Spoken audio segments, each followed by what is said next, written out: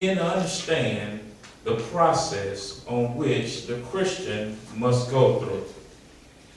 Now, the spiritual meaning of the vine. The heart is the key element of being blessed by God, because the stony heart will miss the revelation of God. It's key that your heart's right. Yes. If you got a stony heart, you're going to miss something. The element of a stony heart will begin to prevent you from hearing a life-saving word from God. If you got a stony heart, it'll stop you from hearing God. And you really can't be saved, and you really can't be set free because you won't allow him in. Now, to break up the stony ground, 4 things must happen. You got to pray, whether it's corporate or individual. You got to pray. You got to be in a church that prays. Whether corporately and then individually, you've got to pray. That's what starts softening the heart. You got to praise God. This breaks the ground because you begin to heap worship upon God. You begin to lavish him with worship and love. You got to read your word if you really want to break up the stony ground. Yes. The further you get away from the word, the more stony you get. You got to, and after you have done all this, you've got to meditate upon the word. Because when you meditate on the word, it dispels unhealthy thoughts which could lead to unhealthy deeds. Yes. It dispels those things. It doesn't allow you, because see, your mind is where you fight all the time. And things are conceived in your mind and they get down in your heart. And if I could add another thing to it, you got to fast. Yes. If you want that stony ground to be broken up. When you come to Christ with a prepared heart and receive him into your heart, just like the vine, you don't start working in ministry immediately. The vine doesn't start putting out grapes immediately. It doesn't do that. It's not its nature. It has to go through a process of growth before fruit begins to develop. The leaves on the vine, they are beautiful. But they're counterproductive because they block the vine from producing fruit. There's things that are beautiful about us, but they block us from bearing spiritual fruit. They're beautiful. Now, the Christian, we can correlate between the Christian and the vines that appear in 3 ways. We can teach you how to look saved and what's proper. We teach you. And we have you looking like beautiful vine leaves. But they're counterproductive because of what should have got down off in your heart. Number 2, we can teach you protocol and who to call. We can teach you who's supposed to be anointed, and we can tell you if we don't know them, they may not be anointed. We can teach you all these things, but it's something that has to get in the heart. But when we teach you all these things, it's just like putting more green leaves on you. We can teach you how to have a perfected life. I don't do this, I don't do that. But let me remind you about the 5 unwise virgins. They did everything right, but when it came down to it, they didn't have enough oil in their lamps. They didn't make preparations for the long night. They didn't make preparations to go into and so they burn out real quick, didn't they? Those 5. They burn out. And that's what happens if we don't teach you right, but we teach you how to look saved, how to talk saved around saved people. Sooner or later your light gonna burn out and you're gonna fall right out of church. And we gonna look up and you're gone. Now, there are 2 theories that stop spiritual growth. They stop us from growing.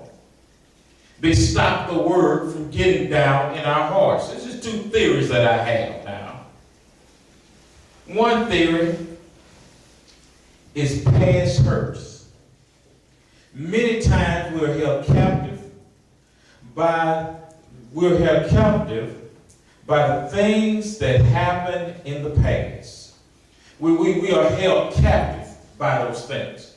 Those past hurts, those hurts that happened during a developmental stage in our lives that fixated us at a spot and we can't move forward.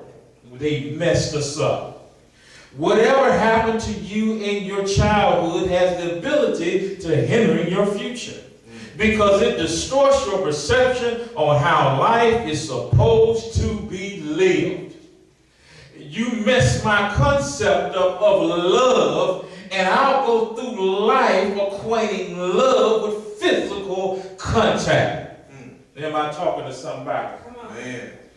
You mess up my concept of family, and I'll walk around thinking that the family unit is something to get over on.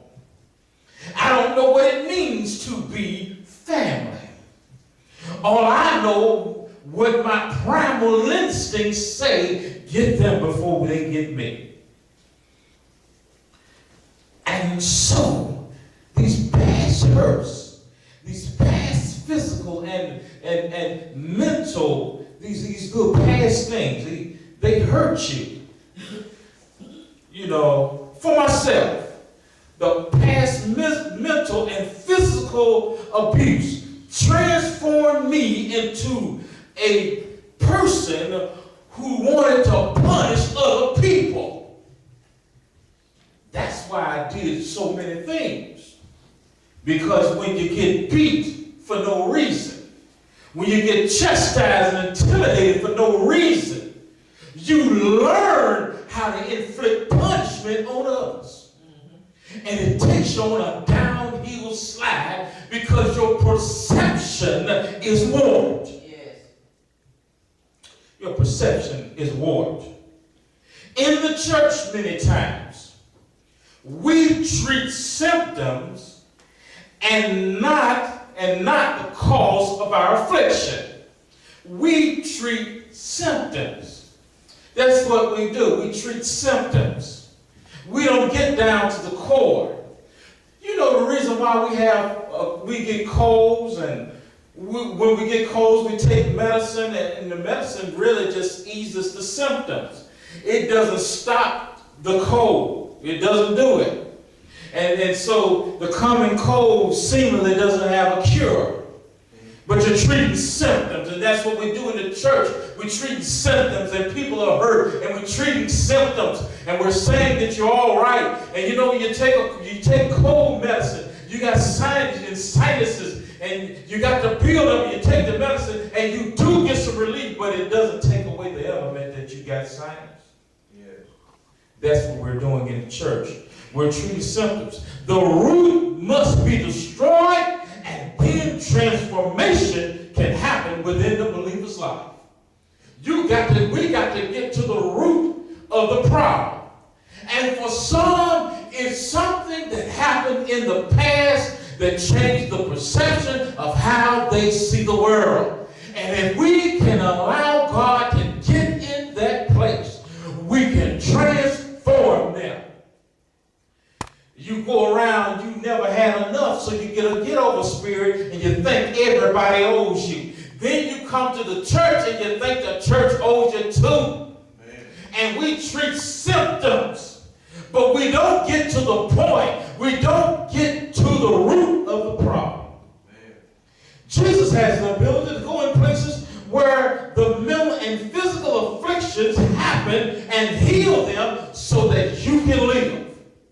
And long as you are hindered by what happened to you in the past, you won't live today.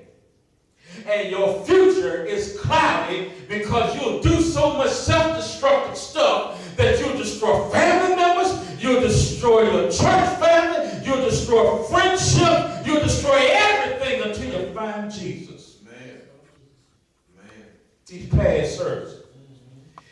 It's been too long since you have been free from the experience and the experience of liberty that Christ can give. It's been a long time. Long time. And we got to get free of what hindered us from the beginning. That's theory number one. Past service stops us. And what happens is we get a lot of green leaves of life. And we look good. And anybody asks,